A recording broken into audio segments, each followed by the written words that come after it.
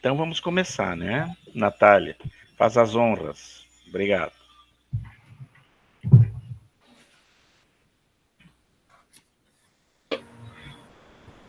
Estão me escutando? Para garantir. Sim. Boa tarde a todos e todas, sejam muito bem-vindos. Tá bom. Projeto de extensão Circuito de Debates Letras UERJ sobre Literatura 2021, Escritoras Latino-Americanas Contemporâneas, estimula reflexão, problematização e compreensão das temáticas nas obras selecionadas, como possibilidades do diálogo acerca do trabalho educacional desenvolvido em espaço de produção e de sensibilização sobre os temas, na articulação de estratégias e processos que permitam a intervenção educativa em seus 3 níveis: sala de aula, escola e comunidade educativa, logo com caráter de extensão.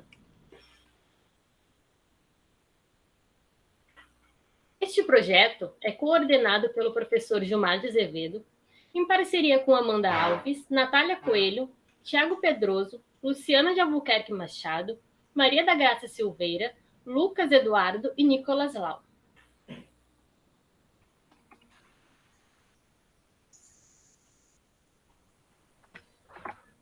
Hoje nós iremos conversar sobre a autora Isabel Allende, chilena, sobre o livro Más allá del invierno.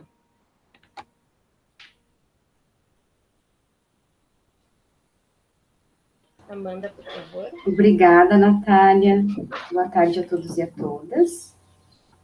Eu vou falar um pouquinho aqui sobre a escritora Isabel Allende, que nasceu em 2 de agosto de 1942, no Peru. Filha de Tomás Allende, diplomata, e de Francisca Llona, escritora, ativista, filântropa e feminista. Estudou jornalismo, trabalhou como colunista e redatora. Escreveu também obras infantis e teatrais. Em 1962, casou-se com Miguel Frias, pai de seus 2 filhos, Paula e Nicolas. Logo após o golpe militar que derrubou o presidente Salvador Allende, seu tio, Isabel e sua família se mudaram para a Venezuela. Agora eu vou apresentar algumas curiosidades a respeito da escritora Isabel Allende. A primeira delas: viveu exilada na Venezuela durante 13 anos. O exílio e a perseguição política inspiraram-na, mais tarde, a escrever o livro De Amor e de Sombra, sobre 2 jornalistas forçados a expatriarem-se depois de investigar o desaparecimento de uma mulher numa ditadura militar. Segunda curiosidade sobre ela: iniciou todos os seus livros no dia 8 de janeiro. Em 1971, soube que seu avô estava para morrer. A notícia foi um duro golpe para a chilena peruana, que o via como uma figura paterna, mais até do que o próprio pai, que abandonou quando tinha 3 anos e do qual não tem qualquer memória. A tradição não é uma superstição, mas sim fruto da disciplina que lhe permite ter vários meses de silêncio e de solidão. Terceira curiosidade: ela não gosta que a comparem a Gabriel Garcia Marques. A história de A Casa dos Espíritos levou rapidamente a comparações com a obra 100 Anos de Solidão, do Gabo. Este é um de seus livros preferidos, junto com As Mil e Uma Noites. Isabel afirma que as mulheres escritoras eram sistematicamente ignoradas e, por isso, não gosta de ser comparada a um homem. Quarta curiosidade: fez de seu livro mais popular uma espécie de trilogia. Traduzido para mais de 40 línguas, A Casa dos Espíritos é baseada na ditadura que o Chile viveu sob o punho de ferro de Augusto Pinochet. Na história, a família Trueba vê um golpe militar substituir o presidente socialista, após o qual se seguem a perseguição e o terror que a autora experienciou. Algumas personagens voltam a aparecer nos romances Filha da Fortuna, de 1998, e Retrato a Sépia, de 2000. o que resulta numa teologia não oficial, cujos volumes podem ser lidos separadamente.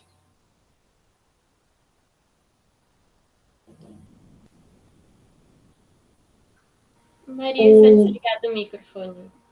Isso aí, realizar. Obrigada. Boa tarde. A quinta curiosidade, então, sobre a nossa autora, diz que refugiou-se na escrita para lidar com a morte da filha. Em 1991, soube que sua filha Paula tinha entrado em coma, vítima de uma doença rara chamada profiria, acabando por morrer pouco depois. Dessa tragédia emergiu o livro Paula, o seu primeiro trabalho de não ficção, que a autora descreve como essencial para a ter ajudado a ultrapassar o primeiro ano sem sua filha. A sexta curiosidade de nossa autora, Isabel Allende, ela criou uma fundação para proteger mulheres e crianças. Começou a interessar-se pelo feminismo no início da sua carreira como jornalista, na revista chilena Paula, onde escrevia sobre temas tabu, como a sexualidade feminina, o aborto, o adultério, a prostituição, as drogas, ocupação que horrorizava o seu avô. O conceito tornou-se transversal nas suas obras, onde mulheres contestam com frequência os ideais de figuras patriarcais.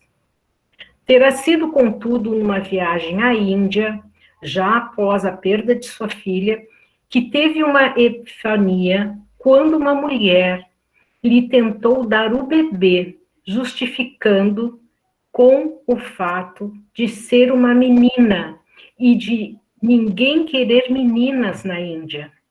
Depois do choque, decidiu então criar a Fundação Isabel Allende, que se dedica a ajudar mulheres e crianças em situação de risco. A última das curiosidades é uma defensora dos direitos dos imigrantes.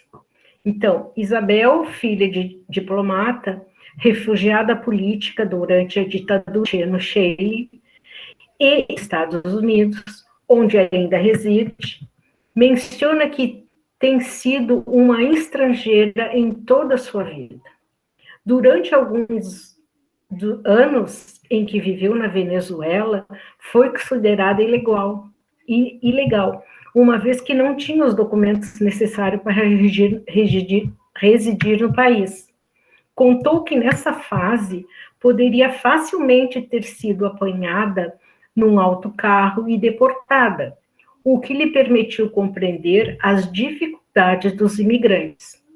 O livro de hoje, de 26 de outubro de 2021, Para Além do Inverno, versa sobre os flagelos da imigração ilegal e dos refugiados. Uma das personagens principais, uma imigrante guatemalteca nos Estados Unidos, é baseada numa pessoa real sobre a qual tomou conhecimento através da sua fundação. Em Longa Pétala de Mar, inspira-se na história dos refugiados espanhóis que chegaram ao Chile a bordo do navio Winnipeg. Muito interessante. Agora, nossa colega. Obrigada, boa tarde a todos. Principais obras de Isabel Allende. A Casa dos Espíritos, a 1982, é uma das mais famosas. Foi baseado nas lembranças da autora no livro A Família Trueba vê um golpe militar, depor um presidente socialista e instalar uma ditadura militar, semelhante ao que se passou no Chile entre 1973 e 1990, época em que o Chile viveu sob o punho de ferro de Augusto Pinochet. A obra tornou-se um best-seller em diversos países da América do Sul e da Europa e consagrou Isabel Allende como uma das grandes escritoras chilenas. Pode passar. Depois nós temos 2 anos depois, De Amor e de Sombra, 1984. Essa obra mescla uma história de amor de 2 jovens jornalistas que são forçados a se exilarem depois de investigar o desaparecimento de uma mulher na ditadura militar. O enredo relata a descoberta de um cemitério clandestino em uma mina no norte do Chile, onde estavam sepultados os desaparecidos durante a ditadura, com recursos do realismo mágico, uma vez que mistura fantasia com a realidade. Acho que é o nosso colega Lucas. Isso? A obra Paula é a mais comovente, pessoal e reveladora de seus livros. Em dezembro de 1991, sua filha Paula é internada em um hospital da Espanha, gravemente enferma. A escritora acompanha o sofrimento da filha, que se prolonga durante meses, em um coma irreversível, e conta a história de sua família para a jovem inconsciente, na esperança de que algum dia ela desperte. Durante a história, tem-se acesso às suas memórias de infância, os relatos sobre os seus ancestrais, sobre a sua juventude e seus segredos mais íntimos. O Chile e a turbulenta história do golpe militar de 1973, a ditadura e o exílio de sua família são pontos desse livro confessional. Paula é uma evocação e um hino à vida, escrito com força e coragem de uma mulher que soube dar a volta por cima, mesmo sentindo a maior de todas as dores, de uma mãe ao perder a filha.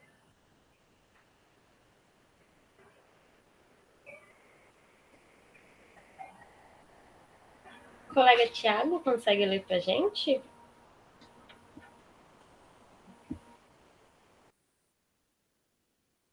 Acho que não, mas eu vou ler. Filha da Fortuna, 1998. Elisa é uma jovem chilena que vive em Valparaíso, em 1849, ano em que se descobre o ouro na Califórnia. O seu amante, Joaquim Andieta, a abandona e parte para o norte, decidida a fazer fortuna, e ela decide procurá-lo. A viagem infernal, escondida no porão de um veleiro, e a convivência numa terra onde só há homens e prostitutas, atraídos pela febre do ouro, transformam a jovem inocente numa mulher forte e decidida. Entretanto, toda essa transformação é feita com a ajuda e o afeto de Tan Tin, um médico chinês que a protege ao longo de uma viagem pelos mistérios e contradições da condição humana. Este romance é o retrato palpitante de uma época marcada pela violência e pela cobiça, onde cada protagonista redescobre o amor, a amizade, a compaixão e a coragem.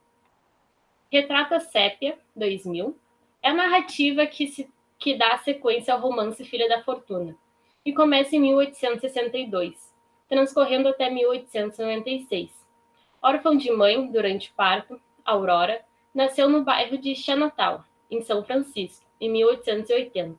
Foi criada pela enérgica e austera avó Paulina.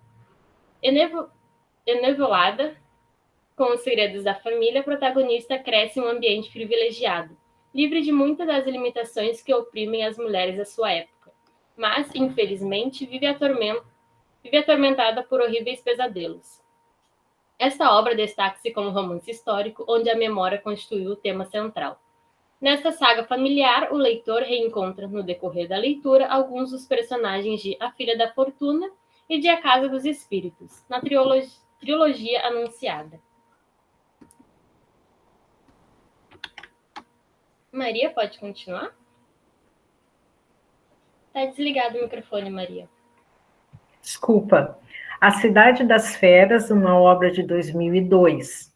A Cidade das Feras nos educa e alerta quanto aos perigos que estão correndo na floresta e com os animais. Alexandre Gold, de 15 anos, está com a mãe doente e, por isso, precisa ficar na companhia de sua avó. Ela participa, junto com Alex, de uma expedição à Amazônia para encontrar feras humanoides. Fazem parte do grupo, além da avó e do neto, um repórter da revista National Geographic, um renomado antropólogo, um guia local e sua filha Nádia. além de um médico que documenta os lendários Eide da Amazônia, Iete da Amazônia, conhecido como feras. Sobre a densa mata da floresta, Alexandre se surpreende ao descobrir muito mais do que imagina a respeito do misterioso mundo da floresta tropical. Guiado pela força do jaguar, seu animal totêmico, Alexandre vivencia uma experiência de autoconhecimento. A companhia da águia que guia o espírito de Nádia conduz os jovens aventureiros até o desconhecido povo da neblina em uma jornada rumo à última fronteira. Eles percorrem lugares onde se misturam os limites entre o sonho e a realidade. E é dessa aventura nasce uma verdadeira e duradoura amizade. Com essa história repleta de aventuras, Allende revela a seus eleitores uma narrativa que transcorre em um ritual ágil, entrelaçada de surpreendentes reviravoltas. Uma viagem épica, com muita emoção e realismo mágico. Esta obra dá início a uma série de livros de aventura com os mesmos personagens, Alexandre e Nádia. Próxima. Essa é a obra de hoje. Quer continuar, Maria? Não, pode ir. A obra de hoje, Mas Adiada no Inverno, Isabel Allende parte da famosa citação de Albert Camus. Em pleno inverno, finalmente aprendi que havia um verão invencível em mim. E, a partir desta, inventa uma trama que apresenta a geografia humana de alguns personagens, típicos da atual América do Norte, Estados Unidos, que estão no inverno mais profundo de suas vidas, principalmente as femininas. Uma chilena, uma garota guatemalteca ilegal e uma norte-americana madura. As três, junto com os outros, sobrevivem a uma terrível tempestade de neve que cai no meio do inverno sobre Nova York e acabam aprendendo que, além do inverno, há espaço para o amor inesperado e para o verão invencível que a vida oferece quando é menos esperada. Mais sobre esta obra e sobre sua criadora saberemos agora com a nossa convidada. Obrigada, Natália. A nossa convidada de hoje é muito especial, já esteve aqui conosco. A Edith Jaqueline Leon Olerana. Nasceu na cidade de Los Andes, perto de Santiago, no Chile, e aos pés da Cordilheira de Los Andes, estudou letras, bacharelado na Universidade Federal do Rio Grande do Sul, a URGS, licenciatura em espanhol pela Universidade de Concepción, no Chile, é mestra em ciências políticas pela Universidade do Rio Grande do Sul. Faz 32 anos que ensina língua espanhola para estrangeiros em Porto Alegre e no Chile.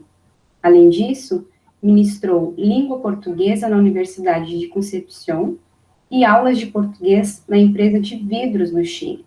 Também ministra aulas de francês nas fábricas de papel reciclado em São Francisco, também no Chile. Atualmente, é professora em 2 escolas estaduais em Porto Alegre. Também apresentou trabalhos em vários congressos internacionais de ciência política como pesquisadora da cultura latino-americana e das instituições políticas de Brasil e de Chile. Passo a fala agora para a nossa convidada. Obrigada, Edith.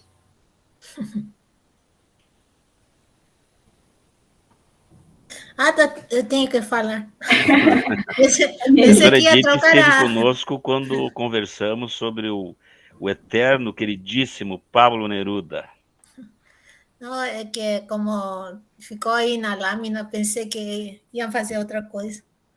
À vontade, professora Edith. Primeiro que nada, agradecer de novo, né, o convite por segunda vez para conhecer mais um chileno, neste caso uma chilena, né?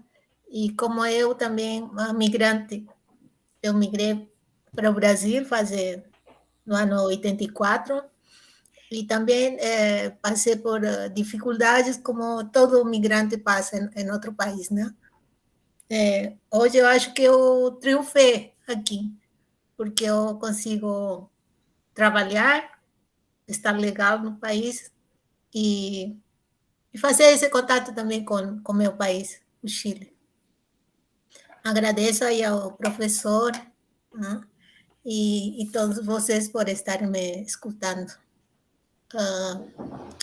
Isabel Allende, ela é filha de uma família, eu acho que deve ser de uma das últimas famílias da aristocracia chilena, porque o Salvador Allende, ele era um aristocrata, né? E eu acho que por causa disso, ele teve todos esses ideais para nosso país, né?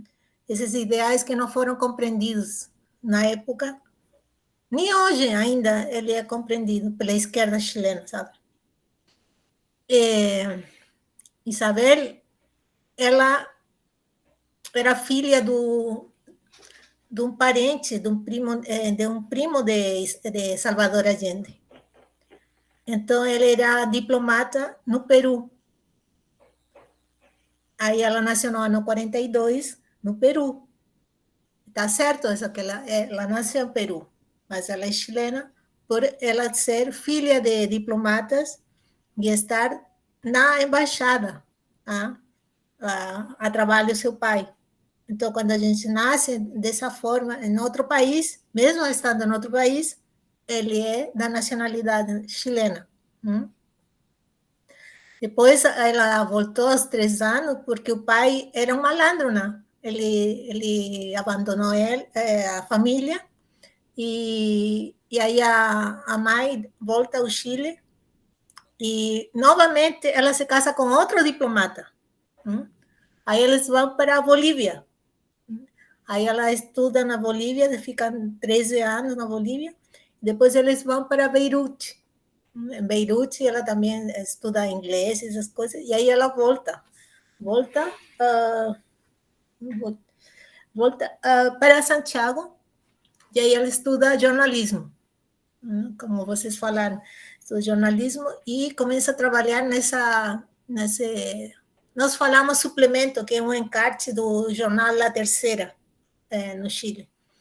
E naqueles tempos era muito difícil falar sobre as mulheres, né, e temas femininos. Então, por isso que ela, com toda a trajetória e da sua vida, ela começa a pôr esses temas na agenda chilena, né?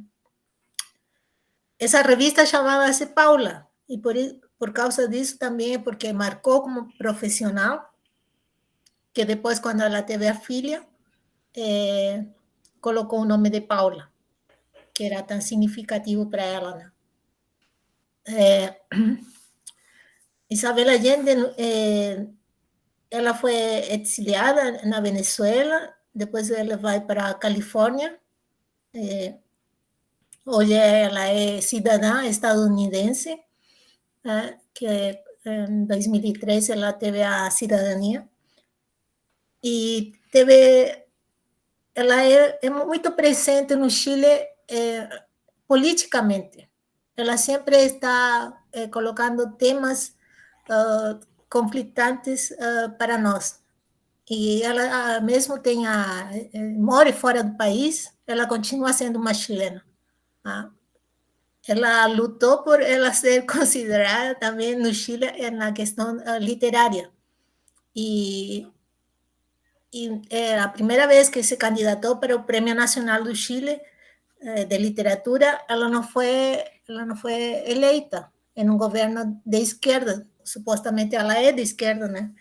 Mas quem deu o Prêmio Nacional de Literatura, e no Chile eu acho que são 3 mulheres só que têm um Prêmio Nacional de Literatura, foi o atual presidente Sebastião Pinheira. Vocês não falaram aí dos 2 livros que eu acho que são muito interessantes, que é Eva Luna, como estava falando antes, que ela coloca a questão feminina, mas a questão feminina desde o ponto de vista da religião católica, por causa que a personagem chama Eva e Luna, por causa da cultura indígena latino-americana. Então, esse livro é muito importante que quem gosta de Isabel Allende leia. E um outro não lembro o nome direito, mas eu acho que Embaixo do Mar, ou alguma coisa parecida, que conta a história do Haiti. Não esse Haiti que nós conhecemos, que está todo destruído, sino que um outro Haiti antes que era no tempo da colônia, mas estava mais estruturado que hoje. Que hoje é um país muito triste, que nós vemos também os migrantes aqui em Porto Alegre, no Chile. Eu acho que no Chile é pior, porque no Chile nós não temos chilenos negros. É só a partir de faz uns 10 anos que começam a nascer pessoas negras no Chile, e aí tem que ser integrados à cultura, não? Chilena. A Isabel Allende, eu estava falando para o professor que no início o livro eu não gostei muito, porque ele fala sobre um tema que é muito recorrente na obra de Isabel, que é sobre a ditadura militar chilena. Para nós chilenos, esse tema já está... Ele já faz parte da história nossa, porque ele já se resolveu quando se voltou à democracia. Os militares e todas as pessoas que participaram, ou quase todas, elas foram julgadas. A diferença do Brasil, que no Brasil não se fez um julgamento dessas pessoas que participaram da ditadura, que foram que torturaram, mataram pessoas, estudantes. Então, por isso que para mim no início foi um pouco cansativo até encontrar o tema melhor, assim que eu comecei a gostar do livro. Viu, professora Edith? Também é bom que se diga que o golpe militar sofrido pelos chilenos em 1973, depois de tantas reformas construídas pelo Salvador Allende, né, foi derrubado em 73 com um bombardeio dos norte-americanos em Santiago, né, provocou a construção de uma classe estudantil muito sólida, crítica e defensora de seus ideais. Isso também não aconteceu no Brasil, porque parece que não se aprendeu com a ditadura militar.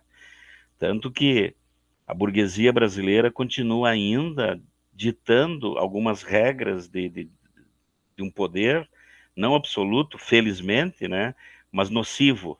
Tanto que 58% dos universitários de universidades públicas federais votaram no atual presidente. É como se um passado não existisse, né? E boa parte dessa turma ainda nega um passado ditatorial que realmente aconteceu. Então, essas duas diferentes, uma que você citou e outra que agora eu ressalto, são muito importantes. Nós vimos nas outras autoras contemporâneas latino-americanas que há uma citação à ditadura chilena, mas não é um tema mais aprofundado em suas obras. Vão mais a temas atemporais, como também Isabel Allende, né?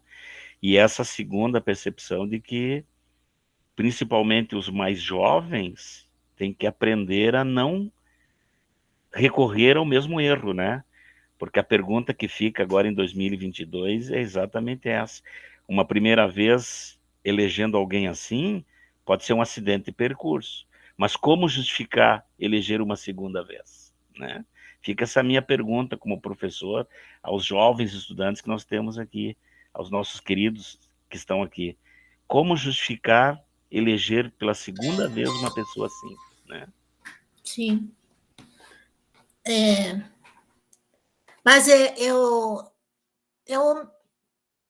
quando morava no Chile, que estudei no Chile até o segundo grau, para depois vir aqui no Brasil, eu não sabia da importância de meu país.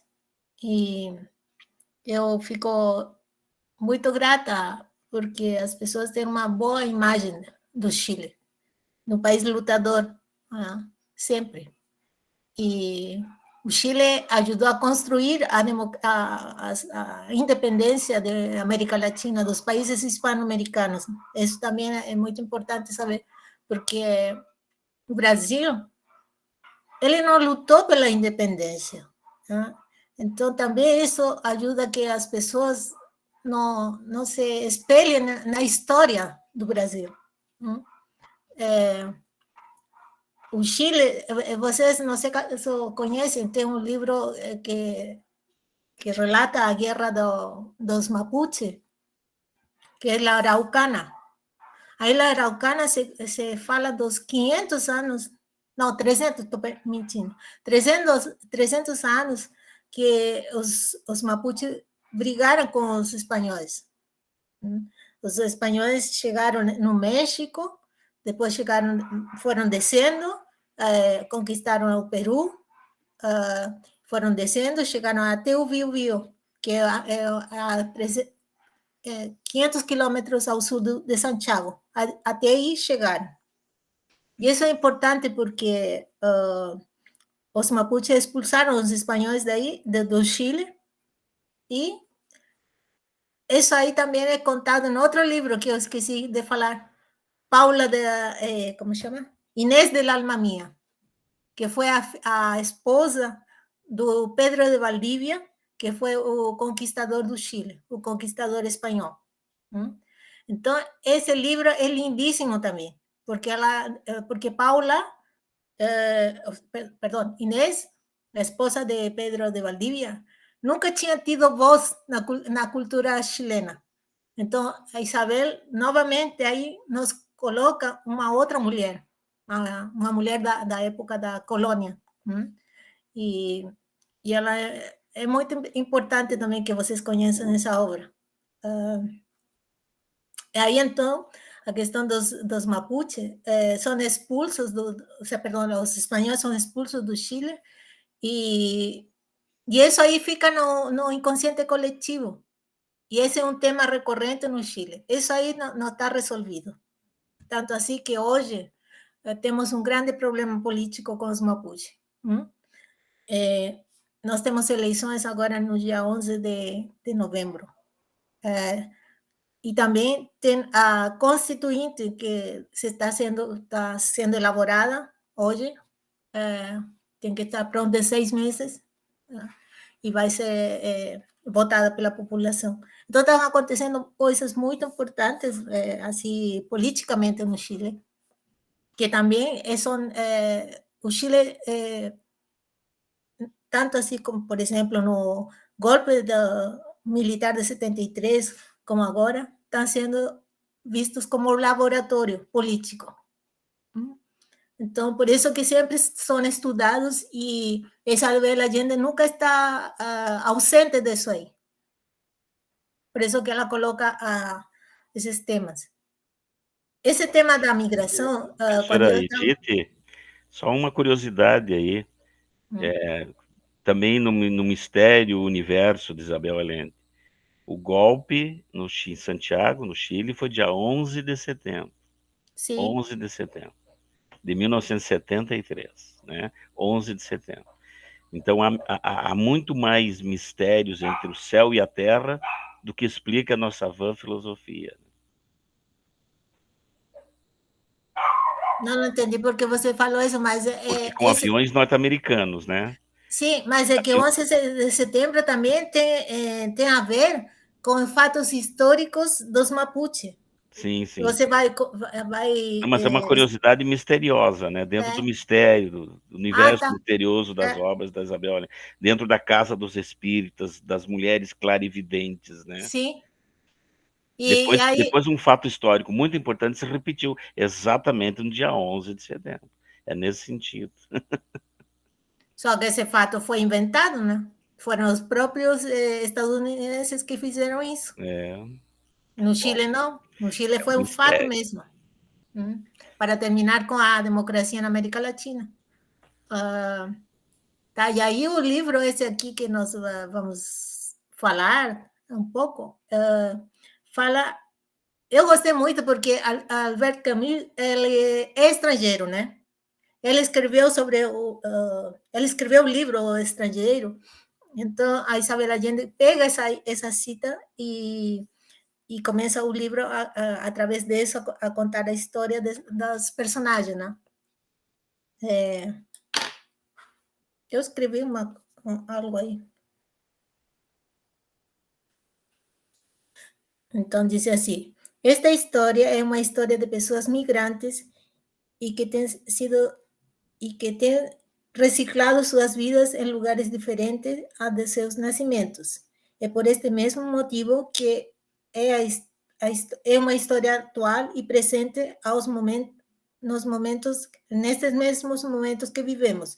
Desde o início, Isabel usa a um grande escritor migrante que refez sua vida em França e daí pula para contar a história que marca a sua vida e que talvez seja a sua própria vida. Pois Isabel Allende, jornalista, como Lucía, é exiliada na Venezuela e é onde refaz sua vida amorosa, e isto é o que vamos conhecer neste livro. Bom, aí a história do livro é sobre 3 personagens principais, né? Que é Richard, Lucía e Evelyn. Então, aqui...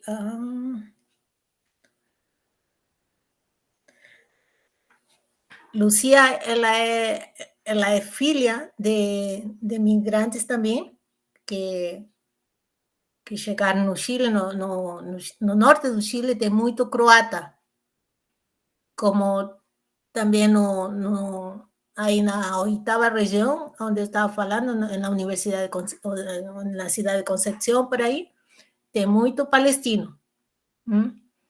E, de novo, lá no sul do Chile, onde está Magallanes, por aí, novamente tem croatas, muito croata. Depois tem alemães, também tem muito alemão. E você vai no sul do Chile, parece assim como aqui Gramado, Canela. É uma cultura bem alemã, se fala os dialetos deles também. E também tem uma pequena porcentagem de italianos, que tem uma ligação muito forte com a Itália. Então, a Lucía, ela tinha um irmão que chamava Henrique, aí eles nasceram, a mãe dela justificava as longas saídas do pai, porque era vendedor, supostamente estava trabalhando, e aí um dia ela descobre que não, que aos poucos, uns 100 e poucos quilômetros daí, ele tinha uma outra família, que tinha outro filho, e que o filho também chamava Henrique, como o seu irmão. A partir daí, a mãe de Lucía, ela destrói tudo. Todo vestígio que tiver na casa, destrói. E diz que o pai tinha morto. E que essa era a verdade para justificar o desaparecimento do pai da família. E com isso eles crescem, né? O Henrique, ele tinha algumas fotografias que mostrava de vez em quando para Lucía. Aí, quando ele é um pouco mais velho que ela, ele começa a participar de manifestações, questões políticas no tempo da ditadura militar, do golpe, né, no ano 73, e o dia do golpe ele é pego, né, pelos militares. Aí, a partir desse momento, ele desaparece. E a Lucía, que estudava jornalismo, começa a ser assim, vista como uma suspeita, né? Que soubesse alguma coisa mais ou tivesse também participado de alguma questão política. Então, por causa disso, ela fica se asila na embaixada da Venezuela e ficam 2 meses esperando aí, até sair para a Venezuela. Na Venezuela, ela fica um tempo e daí sai para Canadá. Vai para Vancouver, vai com outro exiliado chileno, só que esse exiliado, esse namorado dela, ele é um suposto escritor, que enquanto ela trabalha de dia, ele fica em casa, bebendo e não fazendo nada, né? Aí um dia, ela pega suas coisas e vai embora. Vai embora e começa a trabalhar e sua vida percorre no Canadá. Ela trabalha ela faz pequenos filmes e trabalha em questão do jornalismo. Estuda inglês, né, que ela era uma coisa que era muito importante para poder se integrar na cultura. Se escreve muito com a mãe. Ela está sempre se escrevendo cartas, porque naquele tempo não tinha internet, né? Então se escreve com a mãe. E aí ela passa 17 anos fora do Chile. E vocês sabem que a ditadura durou 17 anos, né?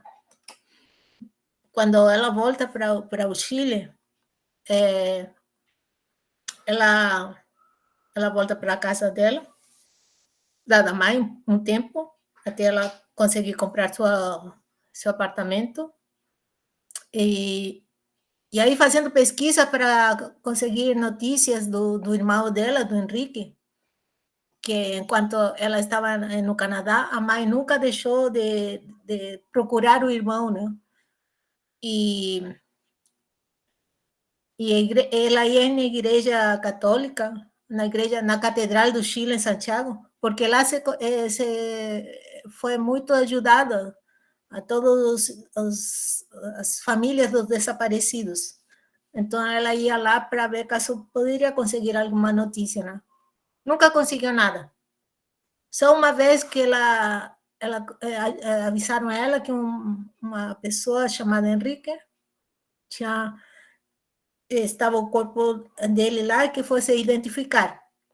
Aí ela chegou, identificou e se deu conta que não era o irmão, ou seja, o filho dela. Mas da mesma forma como ela estava procurando o filho, ela pensou, talvez,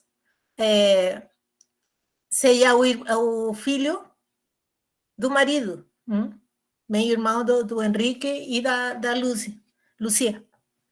Então, ela pegou o filho, esse Henrique, e fez o enterro correspondente, como tinham indicado para ela. E falou para a Lúcia, né, que estava fazendo isso, e que ia tentar avisar a mãe dela e tudo mais. Aí a Lúcia disse, não, deixa aí, porque tu já sofre demais com o Henrique, né? Com o irmão dela. Aí, enquanto ela estava fazendo isso, a Lúcia pesquisava sobre a questão dos desaparecidos. E por aí foi e encontrou o Carlos Ursúa. Ela se entrevistou com o Carlos Ursúa e na primeira entrevista que eles tiveram, ela se apaixonou por ele, né? Porque o Carlos Ursúa tinha 51 anos, era um advogado, era charmoso, e aí ela começou a chorar, na verdade, porque ela foi entrevistar o Carlos Ursúa, mas aí não sabia como começar a entrevista, e aí ela começou a chorar, e aí ele se compadeceu, e aí saíram para tomar café, e depois ficaram juntos, né? Aí ela ficou grávida. Ligava para ele e nada, né? Depois de 2, 3 meses, ela apareceu no gabinete do advogado para dizer isso, que ela estava grávida. E aí, como ele já era mais velho, ele aceitou, né? Porque certamente ia ser difícil ter um filho, então aceitou. a mãe dela, a Lena, falava assim: esse matrimônio aí vai durar só o nascimento do filho, né?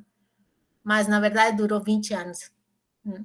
Até que eles se separaram porque ele enganava ela também. Aí a Lúcia consegue... Ela queria refazer sua vida, ela estava aí um pouco enrolada com sua vida, e aí chega essa oportunidade para... como professora visitante na Universidade de Nova York, né? E aí ela vai para lá. Né? Ela teve um câncer, né? Teve um câncer e aí foi nesse momento que o marido abandonou ela.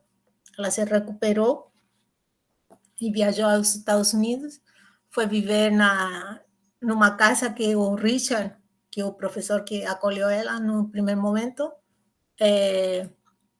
tinha no subsolo, no sótão, não é sótão, embaixo de uma grande casa que ele comprou por um preço bem barato, que foi do seu amigo argentino, professor, que salvou ele também, né? E que ele teve que voltar para a Argentina para assumir algumas heranças que deixou o pai. Aí começa a história, quando ela chega nos Estados Unidos. Nos Estados Unidos, nós estamos acostumados a tremor de terra, é normal, todos os dias tem tremor de terra no Chile. Não, isso nós somos preparados desde a escola a saber como nos comportar. E aos terremotos e frios, mas não tão frios como os Estados Unidos. E aí ela consegue sortear a primeira dificuldade, né, que é uma grande nevasca que tem aí em Nova York, no Brooklyn, né? Inclusive, uma sexta-feira, ela nem consegue sair para trabalhar. Aí ela fica pensando, melhor vou ficar aqui, se eu sair para a rua, não vou conseguir chegar lá na universidade, né? E esse lugar onde ela mora, para a Universidade de Nova York, são 5 minutos. Porque eu perguntei para um chileno que mora lá, e ele me disse, nesse trajeto aí, são 5 minutos. Mas na obra, ia levar um tempão, né, para chegar lá. Então, melhor ficar aí. Então, aí eles começam a história dos dois, né? Professora Dite, só um comentário rápido. Estou adorando o seu jeito de contar a história, porque como é um romance contemporâneo, vai e volta, vai e volta, vai e volta. Então, você já falou aí da Lucia Moraz, né? Ela chegou, então, nos Estados Unidos, Nova York, com um imenso inverno no coração. E agora, então, agora volta ao início da obra, quando ela encontra o Richard, né? Sim. Mas ela está com imenso inverno no coração. Que é o nome do título, né? Que é o nome do título que todos os 3 personagens eles têm. Porque, bom, aí ela dá, o Richard se impressiona com ela porque ela dá uma palestra na universidade sobre a questão política, a ditadura, e ela sabe muito tem muitas informações sobre o assunto, e aí ele está escutando ela. Então, aí chegam pessoas que talvez querem derrubar ela, sabe? Mas ela se defendeu muito bem. E aí ele fica admirando ela por causa disso, né? E aí o Richard, na casa dele, ele mora com 4 gatos, que chama 1, 2, 3, 4. Tem só um gato que é fêmea, né? Que se aproxima dele. O resto, ele sai para a rua e ele só volta para comer. Ele toca piano, né?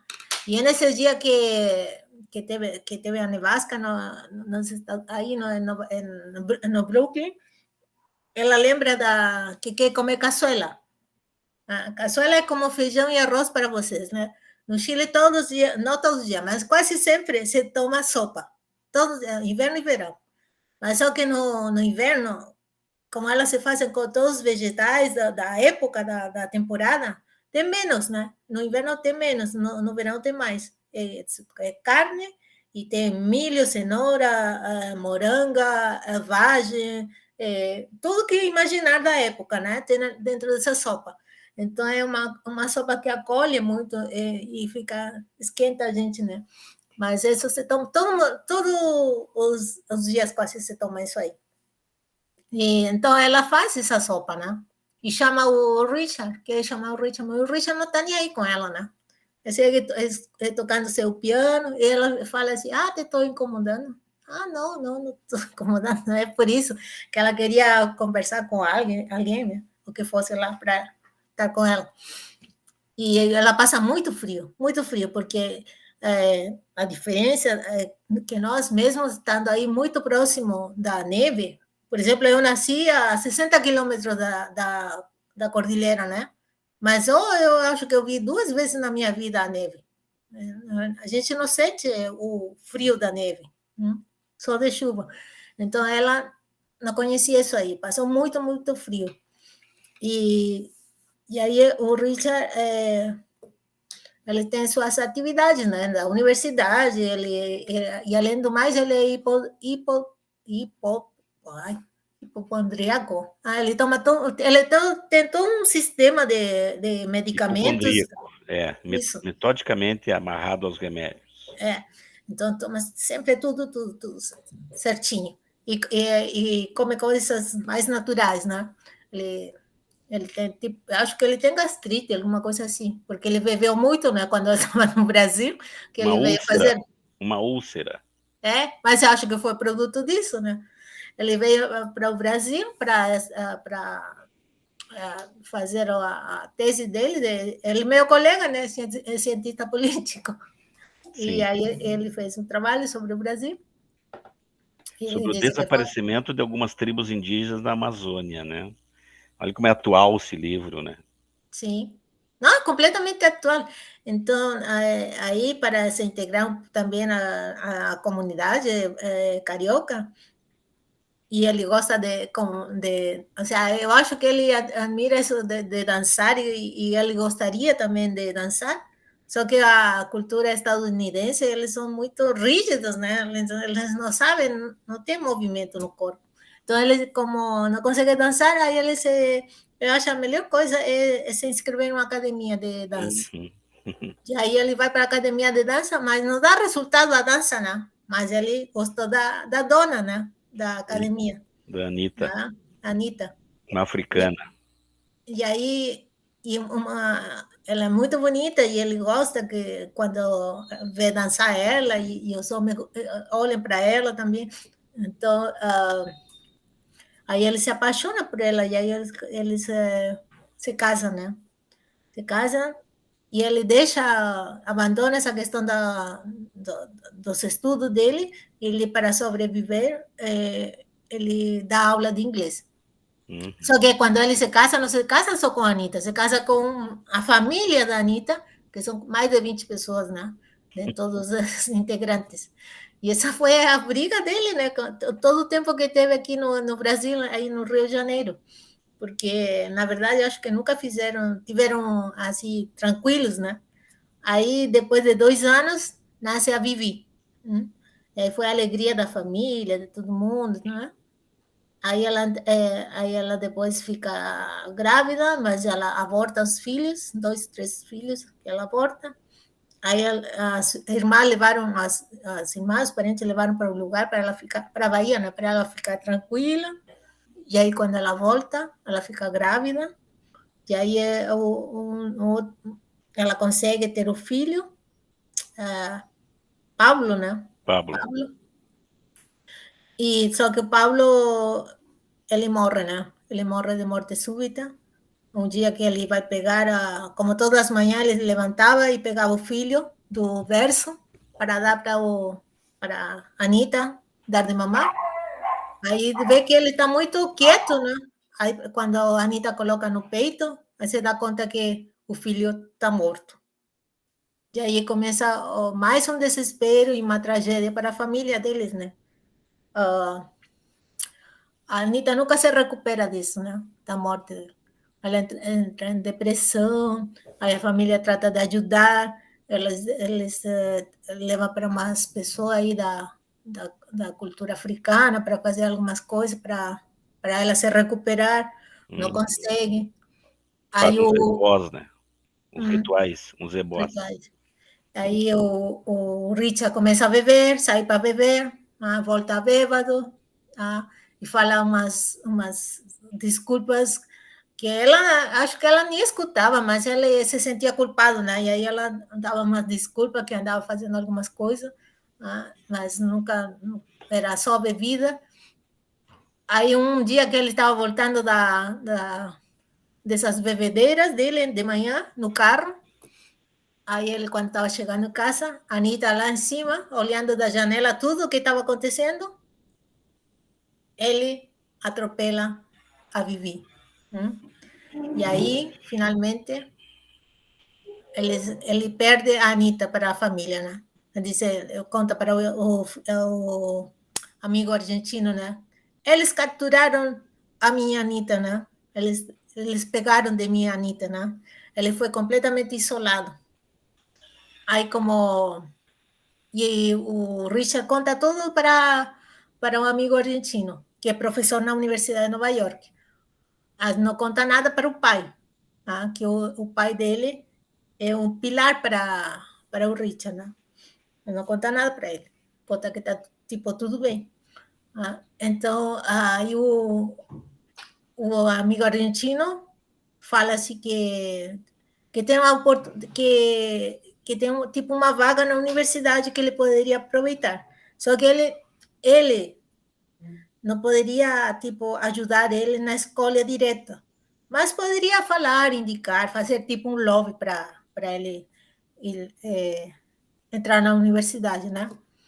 E aí ele vê isso como uma oportunidade de fugir do Rio de Janeiro, a salvação da sua vida, né? Porque se ele continuar aí, ele não vai fazer nada e a Anitta vai, na cabeça dele, piorar, piorar e piorar.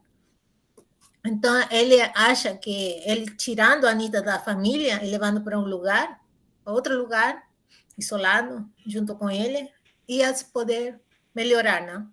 Dessa depressão infinita que ela tinha. E aí eles viajaram para os Estados Unidos. Aí quando chegaram lá, o amigo argentino e a esposa estadunidense estavam esperando no aeroporto. E aí eles não conseguiam acreditar no que estavam olhando, né? O Richard completamente bêbado, né? E a Anitta também, assim, não era nada daquilo que o argentino tinha conhecido, né? Os dois muito mal. Aí o amigo falou assim que no outro dia era entrevista, mas que ele, Richard, não podia deixar ele mal com os colegas dele, né? Desse jeito que ele estava, não ia passar entrevista nenhuma. Aí falou assim seriamente com ele. Aí no outro dia ele se apresentou e aí o argentino ficou admirado também porque estava limpo, estava a barba feita, tudo assim. E ele conseguiu a vaga e começou a trabalhar na universidade, né? Só que a Anitta nunca se recuperou. Aí um dia ela se suicidou, né? Aí terminou a história da Anitta. E aí ele ia para a cabana com um amigo argentino, passar o fim de semana aí, isolado da cidade, e começou a ter essa vida, né? Nessa casa que depois comprou para o argentino, onde tinha os quatro gatos, o piano, seus remédios, sua comida tipo vegetariana também que ele tinha. E aí, um dia ele estava andando seu carro na rua e bate num carro de uma mulher. E esse carro era da Evelyn. E a Evelyn tinha pego o carro para ir comprar fraldas para o Frank, né? Um filho especial de um casal um casal estadunidense que o marido era traficante de seres humanos, né? Aí, filho também de pessoas que faziam coisas erradas na vida. Então, a Evelyn, a história dela também é triste e é uma história que é atual da América Central, né? Viu, Edith? Então você contou a história do Richard Brewmaster, mais um ser com imenso inverno em seu coração. Sim. Já é o segundo. Segundo. Vamos e agora o terceiro, né? A Evelyn. Por isso que ela... Tá passando um filme na cabeça aqui. Tô adorando. Por isso que a frase que a Isabel escolheu de Camus, ela é muito presente em toda a obra. Ela que vai juntar toda e vai entrelaçar a história, né? Com todos os personagens. Estou contando de 3, mas tem muitos personagens aí. Então, a Evelyn é guatemalteca, da cidade de Monja, como chama? Monja Blanca del Valle. Isso. Que esse nome é em homenagem a uma orquídea que tem aí. Parece a minha cidade, Não Me Toque, homenagem a uma flor. Mas essa é mais bonita. Então, a Evelyn era filha da Miriam e do pai que desapareceu também. E ela tinha mais 2 irmãos, o Gregório e o André. Tá? E o Gregório era o filho mais velho, que tinha uns 14 anos. Mas antes a mãe Miriam deixou eles com a avó, com a Concepción Montoya, porque era para fazer uma vida melhor lá nos Estados Unidos, né? E mandar dinheiro para eles aí em Guatemala. E aí a Miriam não conheceu eles, na verdade, né? Eles foram crescendo, mas ela só conhecia, ou seja, falava, escutava alguns relatos de como estavam os filhos, mas não sabia muito, nem conhecia eles de fato, né? Aí o filho Gregório, ele se meteu assim na questão das organizações de drogas e coisas aí erradas que tem em Guatemala, e uma das facções mais perigosas que tem.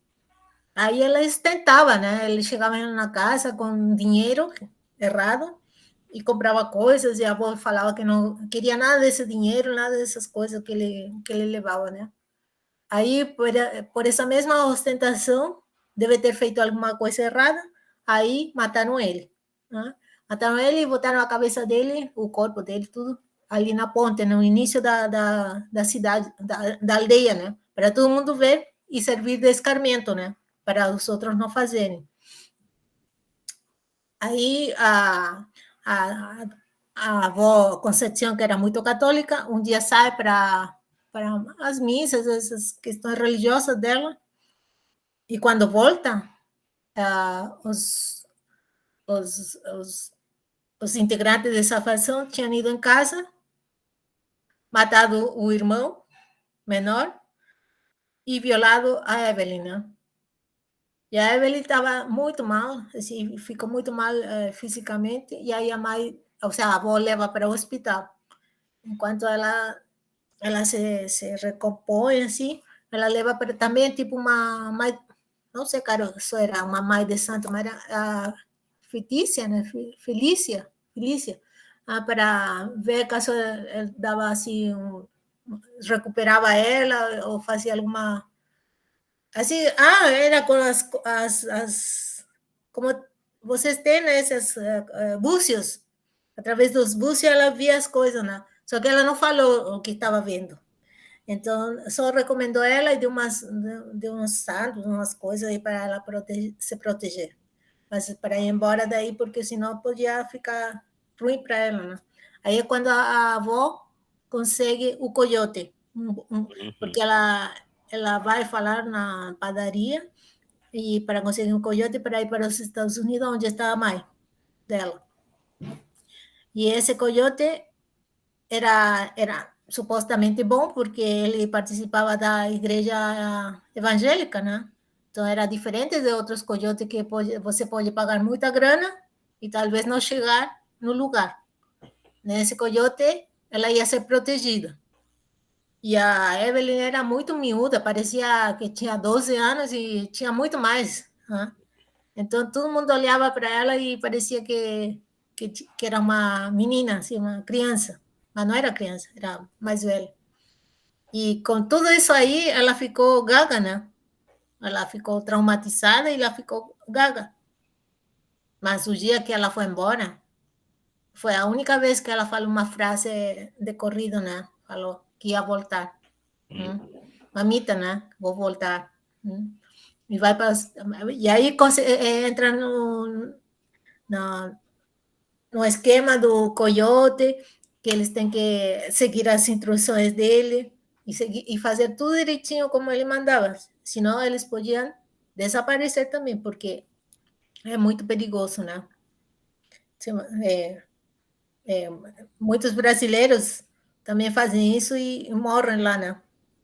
Porque tem que caminhar, tem que atravessar o rio, depois de atravessar o rio, não é tanto o rio que o coyote falava, né? É depois caminhar 130 quilômetros de deserto, e que também podem ser pegos pela polícia de lá, né? Então, só que como a mãe dela estava nos Estados Unidos, aí o coyote, o primeiro coyote deixou eles ali no rio. Depois tinha outro que sabia todos os movimentos e as luzes e tudo que acontecia no rio, né? Então estavam aí com ele e esse, não sei como chama, segundo coyote, estava aí dormindo, né? E aí eles ficavam perguntando, porque era um grupo de, acho que uns 4, 5, uns 6 pessoas, né? Estavam aí esperando e o coyote dormia, e eles não sabiam por que eles estavam aí, né? Então, aí de repente, ele, tipo, de madrugada, ele acorda, né? E diz, agora é o momento. E tem que seguir exatamente como eu estou falando, né? E aí eles vão. Aí só que a Evelyn estava com o braço todo estragado, né? Porque ela estava daí se recuperando ainda, quando foi para lá. E o padre? Eu esqueci do padre. Tinha o padre também, né? Que deu umas bendições, deu um envelope tipo de plástico para ela levar as informações e que não podia perder, né? E ela aí nessa questão quando atravessou com o pneu o rio, ela perdeu. Ela se deu conta quando chegou lá na outra parte do rio que ela tinha perdido isso aí. Ela ficou triste, né? Porque ela já não estava mais protegida com essas lembranças. Aí o outro coyote que estava lá da outra parte dos Estados Unidos mandou ela ir para o lado. Aí ela pensou, você tipo deportada de novo, né? E aí ela reclamou, aí disse, não, tu vai para lá porque tua mãe está aqui e a polícia pode te pegar e aí vão chamar tua mãe e ela vai te pegar aqui, e não vai ser deportado. Tipo assim, e os outros se foram, né? E aí começou a história da Evelyn, que na verdade não foi a mãe Miriam que foi pegar ela, sino que se apresentou um nicaragüense, que era o esposo dela, que era tipo pequeno também, e parecia que era rude, mas e ela tinha muito medo dele, né? Porque tinha falado tão mal de todos os homens que por aí que ela podia ser novamente violentada sexualmente ou alguma coisa podia acontecer com ela, que ela tinha medo dele, né? Aí depois, aos poucos, quando tirou ela lá da polícia, da fronteira, e levou para casa, e a felicidade dela, porque ela nunca tinha passado por um supermercado, né? Walmart. E aí ele comprou as coisas, né? E ela olhava os preços, né? E aí ele fala, não te fixa nos preços. Tua mãe me deu o dinheiro para comprar roupa para ela. E depois, no segundo momento, ele leva no McDonald's, né? Aí ela come, né? E depois vão para um hotel, tipo desses de caminhoneiro, né? E ficam aí. E aí ela tem medo, né? Ela tem medo de dormir, porque ela pensa que o padrasto vai violentar ela. E fica aí observando, até que ele vai dar uma volta, aí volta, vai no banheiro, aí tira a roupa, vai só de cuecas para tipo a cama e ela fica observando no escuro o que está acontecendo. Aí o cara se coloca de joelhos, ele reza e aí ele finalmente deita, né, e dorme. E aí ela dorme tranquilamente, quando ela viu que não ia acontecer nada, né? Aí leva para, depois aí sai e aí vai para a casa da mãe. Aí ela chega e dá um grande abraço nela, né? Só que ela não reaccionava, porque ela não tinha intimidade com a mãe, né? Ela só sabia que era a mãe, mas nada que unisse a essa mãe. E a mãe tinha casado com esse nicaragüense, de sobrenome León, e tinha 2 irmãos. E a mãe trabalhava de madrugada e de manhã. Tá? Nesses trabalhos de indocumentados que pagam pouco, e ela saía com outras mulheres para trabalhar. E o padrasto era pintor, então ele tinha mais liberdade de não faltar ao trabalho, né? Por essa razão que a mãe Miriam não foi buscar ela. Então, aí, quando começa a morar nesse lugar, que era mais de outros estrangeiros também, ela cuida dos irmãos. Começa a cuidar dos irmãos e a mãe fica mais tranquila com isso, né? Só que o padrasto, o marido da Miriam, tem uma filha, né? Uma filha negra que é drogadicta. Então, e o pai tem muito medo dessa filha, porque cada vez que aparece lá, vai pegar dinheiro, né? E se não dá dinheiro para ela, ela fica violenta. E bate, e fala, e xinga, e todo mundo fica sabendo das coisas, né? Aí, uma vez, o pai não estava aí, e a Evelyn estava cuidando dos filhos, né? Mas cada vez que essa mulher aparecia aí, o cachorro latia, né? E aí ela já sabia que tinha que desaparecer, né?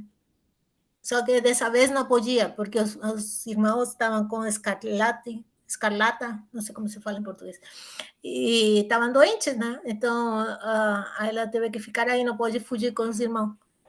E aí a mulher começou a violentar ela, né? Aí com isso apareceu a polícia, né? E por causa disso, ela novamente teve que abandonar sua família e ir para outro lugar.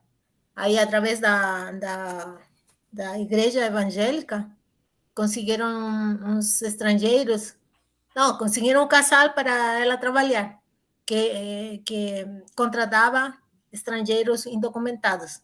Aí é onde ela aparece, aí em Nova York, na casa do casal Leroy, né? Para cuidar o Frank, que era um menino especial. Esse menino era o grande triunfo do Leroy, porque era um cara que tinha muita grana, supostamente, e quando a esposa dele ficou grávida, deram um grande banquete, né? Dizendo que ele ia ser o seguidor da fortuna do Leroy, né? Só que isso não aconteceu. Aí o Leroy odiava o Frank, né? Odiava o Frank e culpava a esposa também, batia nela e tudo mais. E aí a Evelyn foi uma grande amiga dos dois, porque escutava a mãe e ajudava o Frank. E ela ensinou o Frank falar através do computador, né? Porque ela lembrou dos irmãos dela que aprendia muito rápido com o computador. Então, ela falou para a mãe do Frank e ela imediatamente foi lá e comprou um computador, né? Aí ele aprendeu. E a mãe dela, do Frank, ela sofria com ele, com esse esposo, né? Porque batia, ela sempre estava muito mal, né? Tanto fisicamente como psicologicamente. Ela tomava um monte de remédios, ele ia no psicólogo, ela fazia pilates, fazia muita coisa, mas não queria se separar por causa do dinheiro também, não ia ter dinheiro para manter todas essas coisas, né? Então ela ficou aí, né? Até que ela encontrou que uma chave na calça do marido. Aí ela se deu conta que era da amante, né? Aí um dia, quando o Leroy viajou, ela pegou o carro e foi até a casa da amante para conversar com ela, supostamente. Só que pegou a arma, né, que estava no carro no Lexus. Lexus. E aí entrou lá e ela falou assim, o carro dela, da Catherine, o carro da Catherine está na rua. Então ela já vai sair, quer dizer que ela não vai ficar em casa, né? Então ela foi se aproximando e a Catherine começou a xingar, ela falou um monte de bobagem, e aí elas começaram, supostamente a mãe do Frank só queria falar com ela, né? Só que as coisas não aconteceram assim, e aí ela deu um tiro aqui, né, na testa, que não teve saída. E aí sangrou um pouco, porque quando depois viram, sangrou um pouco aqui, tinha um buraco preto e sangue aqui e no pescoço, né? Bom, aí, o que aconteceu com ela? Aí, não lembro do nome da esposa do Leroy. Cherry. Cherry. Cherry é a esposa do Frank Leroy. Frank Leroy. Que são os pais do Frankie. Então, aí pega a Catherine e bota no carro, né? Num saco assim, em posição fetal. Então, quando a Evelyn, a Cheryl estava dormindo para que ela saísse, comprar as fraldas. Então, aí os outros carros que normalmente ela usava estavam estragados, alguma coisa assim, e ela pegou o Lexus. Aí, mas ela não sabia que tinha um morto ali, né? Um cadáver atrás, né? Aí saiu, comprou as fraldas na farmácia. Quando voltou, aconteceu que bateu no carro do Richard, tá? E aí, eu acho que ela esteve rodando. Aí começa a história, na verdade. O primeiro capítulo é exatamente isso aí, né? Sim. Que é o acidente. O acidente. Os três, né? Os três com um inverno imenso no coração. Sim. Viu, Edith? Tá sensacional, mas você tem que se encaminhar para o final aí, né? Porque já estamos quase estourando o horário. Mas, professor, como eu não li o final do filme, eu estava muito querendo saber de quem era. A Edith vai contar agora. Agora ela chegou acabei ali de saber do cadáver, do três quem era. Que encontraram, né? Richard, Lucia e... Bom, aí dá para se apressar um pouco, porque a história que segue depois é que eles encontram a Evelyn, fica rodando a noite inteira, né, com o carro, com o Lexus, porque ela não quer voltar para a casa do Leroy, porque o carro está batido, né? E como ela vai justificar isso aí para o Frank, que é um cara agressivo, né? Então ela tem medo. E aí fica rodando, e aí aparece, é um dia frio também, de noite, na casa do Richard. E aí o Richard disse que ele gostava tudo certinho, né? Que não sabia que era ele ia pagar o seguro, que o seguro ia pagar e que fosse embora, né? Aí que aparece a Lucia para poder tipo negociar com Richard e com ela, porque ela não conseguia falar direito, estava mais gaga ainda, né? Então aí, como ela falava espanhol, aí começou a história. E aí a Evelyn falou que não podia voltar para casa porque tinha um cadáver no carro, né? Além da questão da batida no carro, tinha um cadáver. Então, aí um cadáver. E de onde apareceu esse cadáver? Não sei. Quando fui comprar as fraldas, fui botar as fraldas lá atrás e estava o cadáver, né? E aí eles começam a ver como eles conseguem descobrir quem era esse cadáver primeiro. E aí era frio e se eles saíam, tipo, porque lá nos Estados Unidos você não pode sair no frio como você sai aqui e ninguém se incomoda, né? Você se anda na rua e está muito frio, a polícia chega, né? Te pergunta, o que você está fazendo aí, né? Então, eles planejaram para ver como iam descobrir quem estava ali nesse carro, né? Quem era o cadáver. Bom, aí depois levam a Evelyn junto para descobrir, e aí ela fala, né? É a senhorita Catherine, a fisioterapeuta do Frank. E aí começam a planejar novamente como se desfazer do carro e do cadáver, né? E aí pergunta quem é essa mulher? É a fisioterapeuta do Frank, que era amante do Frank, e que ela usava roupas muito, tipo, desvergonzadas, coisas assim, né? E não gostava, e a Cheryl não gostava dela, queria que despedisse. Uhum. Tá. E aí, então, eles planejam e aí chegam à conclusão que podem ir na cabana do amigo argentino que fica próximo de Nova York, aí do Brooklyn, mas não é muito longe, mas por aí poderiam se desfazer do carro, porque tem um lago muito grande e do cadáver, né?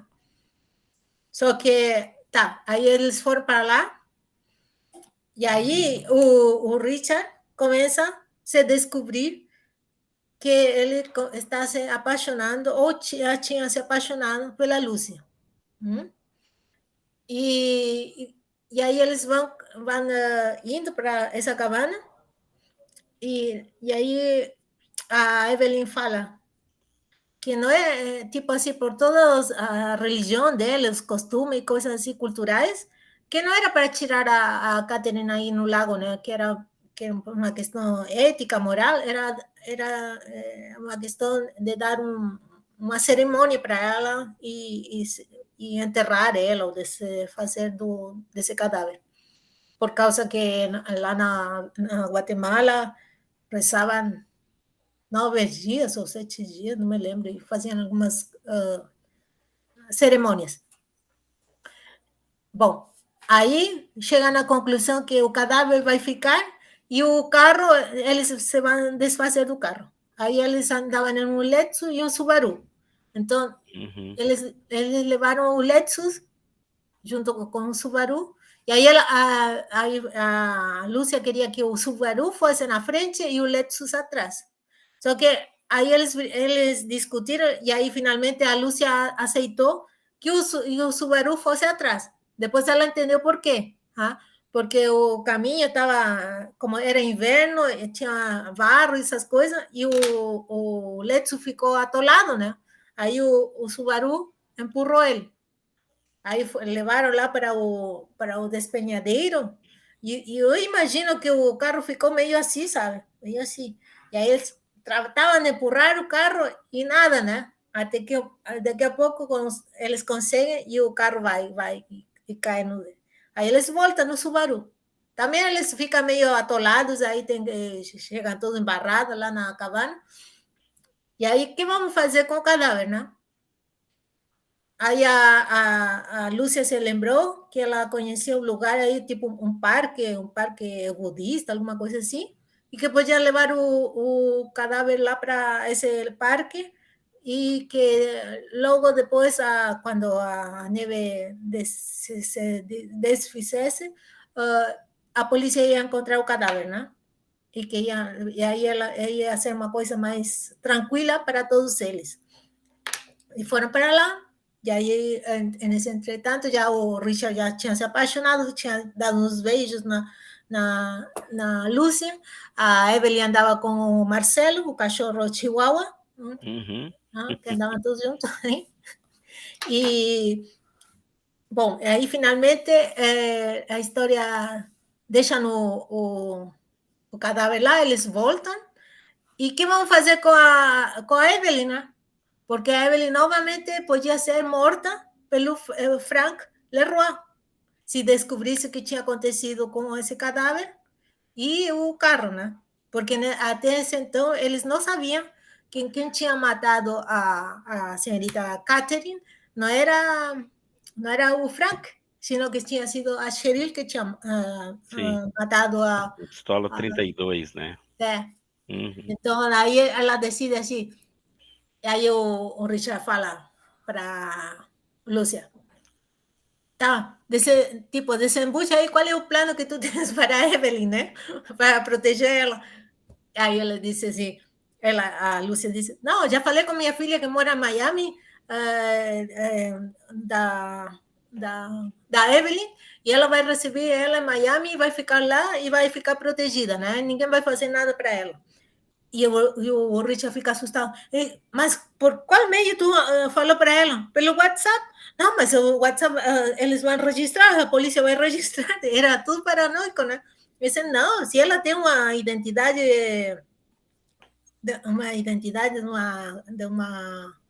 dos aborígenes, dos índios, não sei de quem, lá dos Estados Unidos, né? Não vai acontecer nada com ela. Vai de avião. Não, de avião não, que vão pegar ela. Aí mandam ela de ônibus para lá, né? E aí a Evelyn fica lá, e aí quando depois contam a história aí de como encontraram o corpo, a polícia encontrou o corpo. Do Frank. E se soube tudo através dos jornais, do FBI, tudo isso aí. Sim. Como chama? A Lúcia liga para Evelyn, dizendo o que estava acontecendo, né? E que ela ia ligar para a Sherry para que ela fosse lá e contasse tudo o que tinha acontecido, né? E aí foi nesse momento que a Sherry conta como tinha matado a senhorita Catherine. Uhum. Só que no início, quando a Lúcia foi falar com ela estava toda desconfiada, né? E falou para ela, quanto dinheiro você quer? Né? E aí ela disse, não, se não é dinheiro que a gente quer, só que a Evelyn quer falar muito com vocês, porque gostava muito de vocês e do Frank e tudo mais, né? E aí ela começou a chorar e dizer que era verdade que ela tinha sofrido muito quando a Evelyn foi embora, porque era a única amiga dela. A única pessoa que sabia tudo dela, sobre ela. Sim. E aí eles começaram... o Richard e a Lúcia moram juntos, são felizes para sempre e termina a história, né? Eu vou espelhar aqui o finalzinho, um texto, só para mostrar aqui duas coisas. Uma é o final que a Edith vai ler aí para nós, num bom espanhol. Mas aqui vocês estão vendo aí, olha a coragem da Isabel Allende, né? Aqui no epílogo, no final, ela faz uma crítica direta ao esse governo segregacionista do Donald Trump, né? Sim. Ó, na construção daquela muralha que parecia a muralha da China, que ia influenciar 11 milhões de pessoas, de imigrantes sem documentos, né? Sim. Então, essa obra foi publicada em 2018. 17? 17, para nós aqui surgiu em 2018, e ela faz uma crítica voraz ao governo Trump, né? E lá no finalzinho, bom, tudo isso aí que a Edith contou, de forma cinematográfica, né? Cena por cena, é um romance sensacional, tem vários personagens, né? E aí ela disse, então, ali que o Richard e a Lucia se encontraram, começaram a morar juntos e... Estão vendo aí, aqui? Lê para nós aí, Edith, para terminar o finalzinho da obra aqui. ¿Eres una influencia, eso? Eres una influencia final en mi vida, Lucía. Antes de conocerte, yo era un hombre honesto, serio, un académico irreprochable, suspiró él. Eras un plomazo, Richard. ¿Sabe qué plomazo? Plomazo es un cara muy chato, ¿no? Eras un plomazo, Richard. Pero fíjate, como igual me enamoré de ti. Nunca pensé que acabaría obstruyendo la justicia. La ley es cruel y la justicia es ciega. Lo único que hicimos con Catherine Brown fue inclinar un poco la balanza hacia la justicia natural, porque estábamos protegiendo a Evelyn. Y ahora tenemos que hacer lo mismo con Cheryl. Frank Leroy era un bandido y pagó por sus pecados. E eles protegeram a esposa do bandido, né? Para proteger a Evelyn. Aí é a explicação. Sim. Es irónico que no lo pudieran agarrar por los crímenes cometidos y tuviera que salir escapando por un crimen que no cometió, dijo Richard. ¿Ves? A eso me refiero con la justicia natural, dijo Lucía, besándolo ligeramente los labios. Me estás queriendo, Richard. ¿Tú qué crees? ¿Que me adoras y no te explicas cómo puedes haber vivido tanto tiempo sin mí, aburrido y con el corazón invernando? Com meu coração hibernando, olha que lindo. En medio del invierno aprendí por fin que había en mí un verano invencible. Opa! Eso Depois daquele inverno insuportável no coração deles, um verão invencível, né? Eso se te acaba de ocurrir? No, es de Albert Camus. E aí é interessante, só para ela leu o grande finale aí, né? Que a Lucia, ela não era feliz antes do amor. E quando ela falava sobre sexo, faltava sexo, romance e amor, né? Então, em 3 partes. Primeiro, quando conseguia, sexo era de vez em quando. E quando conseguia, era uma questão de sorte. E quando realmente acontecia, era um prêmio do céu.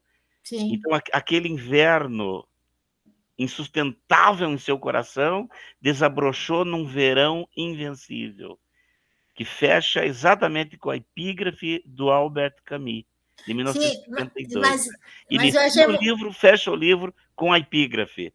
Olha que coisa linda. Mas eu achei muito interessante porque tem amor para o Richard com a Lucia, mas também tem amor para a Evelyn, que tinha sofrido, tinha sido violada e tudo mais, sabe? Isso. Que ela se alcançou encontra... a paz, né? Com a morte do Frank Leroy, alcançou a paz, né? Sim, mas ela se encontra com as crianças, né? Aí ela se descobre tipo uma pedagoga, porque ela cuida muito bem das crianças e ela gosta de fazer isso, né? Porque ela cuida dos irmãos, depois lá no Miami, na casa da Daniela, cuida de crianças também. Então ela se encontrou com as crianças, né? Muito legal. Até o menino esse, o Frank, que era um menino especial, se apaixonou por ela, né? Então teve amor para todo mundo. Sim, sim. Para a mãe também, que teve uma segunda oportunidade com esse esposo nicaragüense, que ele falava que é de sobrenome Leão. Ele falava que a Miriam era tipo também muito rude, mas ela era boa porque aguentava ele, né? Sim, sim. Bom, nós temos que terminar, né? Porque já são 19h13 e terminamos sempre às 19 porque as pessoas têm aula. Sim. E agora, professora Edith e os demais, se trata de um grande romance, né? 358 páginas, dezenas de personagens, uma ligação impressionante entre um e outro, né? Então, só que eu vou falar mais uma coisa para terminar. É que esse livro aí fala das pessoas que estão sofrendo pelo mundo hoje, né? Tentando ter uma segunda oportunidade em outro país. Tá? Mas o livro fala das pessoas que estão indo para os Estados Unidos a encontrar uma nova oportunidade, mas hoje no Chile, na Colômbia, no Brasil também, os venezuelanos estão percorrendo o mundo, né? Imagina que eles vão para o Chile caminhando, né? Chegam caminhando, já morreram muitos tentando entrar no Chile, e hoje o Chile também, ele não quer os migrantes lá, né? Porque é um grande problema para esse mundial. governo. A imigração é um problema mundial, né? Sim. E então, como também fecha o livro aí, que fala assim, que depois do término da escravidão, o grande tráfico de pessoas dá mais dinheiro que o tráfico de drogas. Tá? Então, mais uma questão que a Isabel Allende recupera e que é muito atual. Isso. Sim, sim. Além do amor, né? Tá? Nossa, eu acho que... Maravilhoso, maravilhoso encontro. Maravilhosa fala, professora Edith. Parabéns. Muito agradecido por tudo. Eu estava muito apavorada porque eu não tive tempo para preparar melhor isso aqui, né? E amarrou os três. Sim. Exatamente nos temas transversais de toda a obra da Isabel Allende, né? Que ótimo. Luciana, quer falar alguma coisa, Luciana? Tá. Tá. Então, pessoal, a Aline vai ter que sair, também tem aula, né? Professora Edith, querida, muito agradecido por sua fala, sua presença, todos que estiveram aí, muito agradecido, né? Dia 9 vamos terminar esse projeto maravilhoso, que é Debates, Letras UERGS sobre literatura latino-americana contemporânea, né? Dessas que estão aí. Todas as autoras, as protagonistas femininas foram sensacionais, todas nos encantaram, né? É um projeto maravilhoso e, claro, logicamente que vai continuar, né, com ímpeto, com o objetivo de discutir temas atemporais, principalmente aqueles que envolvem os seres humanos, né, em suas angústias econômicas, sociais, ideológicas e tal. Bom, então, acho que a Natália faz o encerramento. Agradeço a presença de todos, principalmente a professora Edith, tá? Foi ótimo, foi maravilhoso. Se havia uma expectativa, ela foi cumprida. Ela alargou o nosso horizonte de expectativas em relação à autora, em relação à obra, em relação ao evento, à fala, à palestra. Tá, e leia nessas obras que eu li. Sim, ou seja, que eu falei, inclusive sabe? no chat aqui tem o nome delas. Uhum. Que são muito boas. Sim. E a Maria da Graça gostou do final, não? Claro, claro. E não, mas eu fiquei assim o tempo todo muito ligada, porque é exatamente assim como eu gosto. O pessoal fala assim, o relato, a fala da professora Edith foi exatamente como eu gosto, cheinhas de detalhes. Pior que isso Muito ficou na minha obrigada. cabeça, sabe? Eu pensei que ia ficar esquecida de algumas coisas, e ainda bem Foi que ótimo, foi ótimo. que Uma não. sequência cinematográfica. Exatamente. Exatamente como a escritora escreveu, né? Vai e volta, mas ela amarra todos os pontos. Exato, Você fez essa amarração, ficou ótimo. Muito obrigada. Sabe que uma vez eu falei com a Isabel Allende, eu queria trazer para aqui, para Porto Alegre, né? Só que ela cobra muito caro. Mas eu falei com ela. A Luciana colocou, ela perdeu a condição de falar a língua materna pela violência, ficou gaga. Oi, eu tive que atualizar aqui porque o meu microfone ficou mudo. Não, então eu notei esse detalhe ali após a violência sexual, né? Tem uma passagem que ela fica gaga, ela desaprendeu a falar a língua materna, e ele toca em muitas questões da imigração, né? Ela caracteriza bem esse governo, como o professor falou, o governo Trump, essas questões de formação de identidade cultural, que ela perde a identidade, perde a língua dela, né? As questões tocam em questões importantes, né? De formação num país estranho, né? Muito legal. Dá para trabalhar até em sala de aula, pegar algumas partes do livro. Sim. O livro é grande, né? É grandioso, né? Mas agora vem a versão em português aí para ajudar. Obrigado. Sabe que tem mais uma coisa que eu não falei, que agora lembrei. Que ela escreveu o livro Paula para contar a morte da filha dela, né? Sim. Só que ela não morreu dessa doença que a Maria da Graça falou. Na verdade, depois muitas pessoas escreveram para Isabel. E entre elas escreveu uma enfermeira que atendeu a filha dela. E aí falou que, na verdade, a morte não foi da doença, sino que da queda de luz. Porque ela, quando estava nessa sala cheia de aparelhos, caiu a luz e deu um golpe no cérebro dela. E aí, por isso ela morreu. Mas ela ficcionalizou a morte da filha, né? Isso. Ficcionalizou. Mas este coma durou 1 ano, né? E ela sempre contava para a filha, né, a história da vida dela, na esperança de um dia a filha sair do coma, né? Então, aí que esse livro, Paula, é muito da biografia dela, né? Da história, da família. Ela foi, durante o tempo que ela estava no leito com a filha, ela ia contando a história e escreveu esse romance. Sim. E parte da história está nesse livro, Muito Além do Jardim, né? Para Lá do Jardim. Sim, é nesse aí. Porque a Lucia é um alter ego da Isabel Allende. Sim. Por isso que eu falei que é a história dela, porque a Lucia é jornalista. A narração em terceira pessoa, mas é uma espécie de alter ego da Isabel. A Casa dos Espíritos, que foi a obra mais conhecida dela, né? Que teve vários filmes. Eu achei até o filme completo interessante, bem interessante. Como na Casa dos Espíritos, né? São dois narradores, o Esteban e a Alba, que é a neta do Esteban.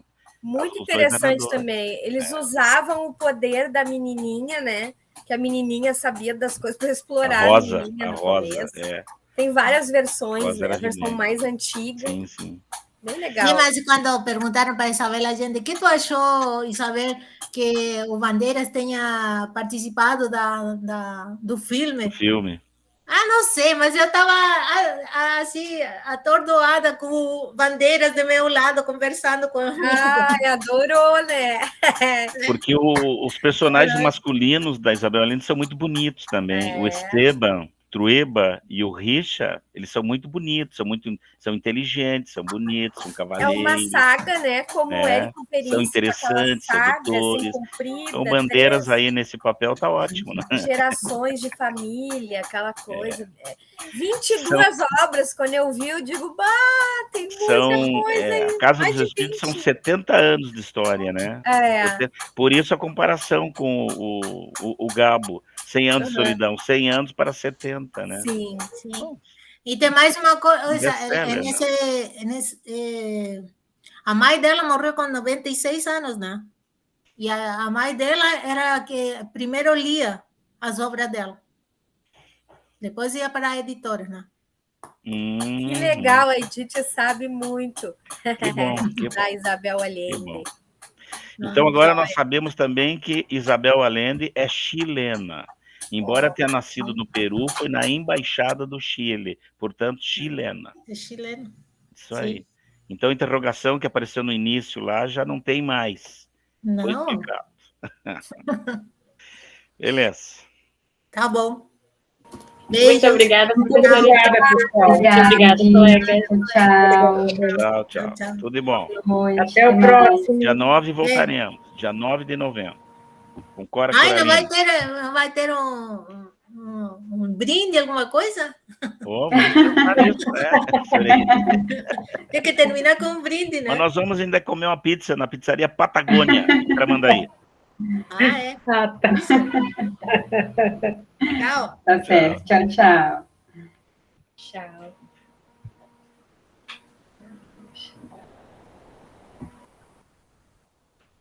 Professor, a senhora pediu algum certificado ali que eu não consegui ler? Não, deixa eu parar a gravação aqui. O da Edith já está certo, né? Tá. Já vou enviar para ela agora.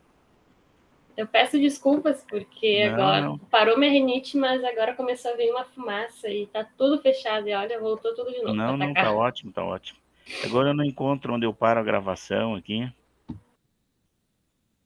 Interromper a gravação. Isso, interromper a gravação. Não, mas tá tudo certo.